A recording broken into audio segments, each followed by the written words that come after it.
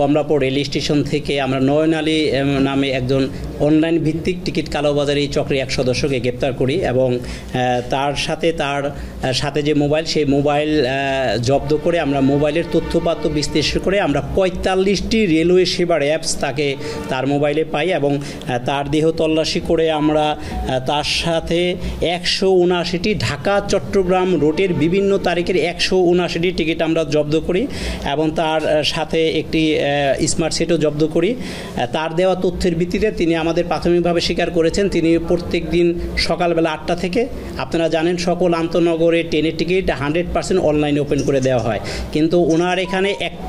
প্রত্যেক ব্যক্তি একটা করে তার এনআইডি দিয়ে এবং মোবাইল মধ্যে একটা অ্যাপস খুলতে পারে, কিন্তু ওনার ওখানে 45টা অ্যাপস পাওয়া গিয়েছে এবং সে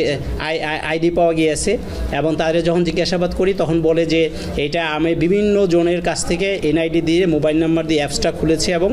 তাদের গ্রুপে বিভিন্ন সদস্য আছে এবং তারা সকাল 8টা থেকেই তারা চেষ্টা করে টিকিট কাটার জন্য এবং টিকিটটা কেটে যদি টিকিটটা কাটতে পারে তাদের যে অ্যাডমিন আছে বা দলনেতা আছে তাদের কাছে পাঠিয়ে দেন এবং এই দলনেতা যারা আছে তারা বিভিন্ন ফেসবুক অ্যাড দেয়, সেই ফেসবুক গ্রুপ খুলে ওই ফেসবুক গ্রুপে অ্যাড দেয় যে ঢাকা চট্টগ্রাম ঢাকা সিলেটে কারো কোনো টিকিট লাগবে কিনা। তখন আগ্রহী ক্রেতা এবং গ্রাহক যারা তারা নক দিলে তাদের মধ্যে তারা হোয়াটসঅ্যাপে বা ইমোতে কথাবার্তা বলে এবং তাদের মধ্যে যদি দর কষাকষি ঠিক হয় তাহলে ওই ক্রেতার কাছ থেকে তারা বিকাশ, নগদ অথবা রকেট মোবাইল ব্যাংকের মধ্যে টাকাটা পায়।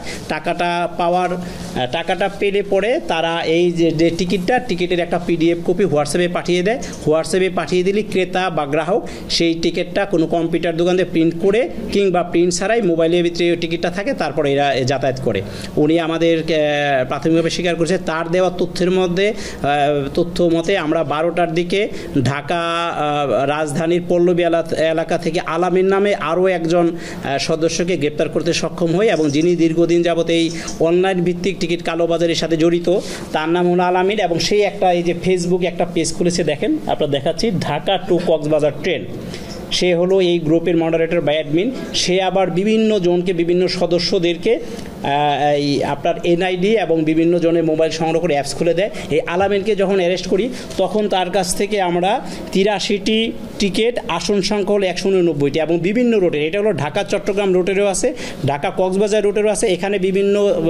রকমের টিকিট পাওয়া গিয়েছে, যেখানে এসি টিকিট আছে, নন এসি আছে এবং আমরা সিঙ্গেল কেবিনও পেয়েছি। এবং তারা আমাদের জিজ্ঞাসাবাদে এবং তার মোবাইল ঘেটে আমরা 30টি রেল সেবা অ্যাপস আমরা পেয়েছি, আইডি পেয়েছি। এই আইডি দিয়ে তারা এই টিকিট কাটার চেষ্টা করে এবং তারা বললো তাদের যে ফেসবুক গ্রুপ আছে আলামিন ফেসবুক গ্রুপের মেম্বারের সংখ্যা হলো লক্ষাধিক। এই মেম্বারগুলাই বলে যে আমি ঢাকা পঞ্চগড়ে যাব, আমি ঢাকা সিলেট যাব, আমি ঢাকা রাজশাহীতে যাব। তখন এরা বলে হ্যাঁ টিকিটের দাম কত, টিকিটের দাম যদি 500 টাকা হয় তখন সে বার্গেনিং করে যে আমাকে 700 টাকা দিতে হবে, আপনার টিকিট পেয়ে যাবেন। তখন কে তার একটা মোবাইল নাম্বার দেয়, তখন সেই যাদের ফিল্ড লেভেলে যারা টিকিট কাটার কাজে আছে ওদের অনেক লোক আছে যাদের এই টিকিটটা 8টা বাজে টিকিট কেটে ওরা আবার অ্যাডমিনকে সরবরাহ করে, অ্যাডমিনের কাছ থেকে ওরা আবার কিছু পার্সেন্টেজ পায়। অ্যাডমিন তখন আবার এই যারা শীর্ষস্তরের নেতা তারা আবার এই যে ফেসবুক গ্রুপে অ্যাড দেয় যে কারো টিকিট লাগবে কিনা। তখন যেই ক্রেতা বা যে মেম্বার যিনি টিকিটের চাহিদা দেন বা তার টিকিট লাগবে বলে তাদেরকে জানায়, তখন তারা বিকাশের মাধ্যমে টাকাটা নেয়। বিকাশের মাধ্যমে টাকা পাওয়ার পর ওই টিকিটটা অ্যাডমিন তার গ্রাহকের কাছে পিডিএফ করে পাঠিয়ে দেয় বা ইমোতে বা ফেসবুক যে হোয়াটএভার সামাজিক যোগাযোগ মাধ্যম করে পাঠিয়ে দেয়। আবার কোনো ক্ষেত্রে যদি বলে যে না আমি সরাসরি নিব, তখন আবার এই যে যাকে ধরলাম নয়ন আলী এরকম ফিল্ডের সদস্য থাকে সেলসম্যান হিসেবে, তারা আবার ডেলিভারি দেয়, নগদের টাকা হ্যান্ড ওভার করে, নগদের টাকা দিয়ে দেয়, আবার টাকার বিনিময়ে টিকিটটা তাকে হ্যান্ড ওভার করে। এই গ্রুপের সদস্য আমরা পেয়েছি। এবং আপনাদেরকে তার্থে আর একটা জানাচ্ছি যে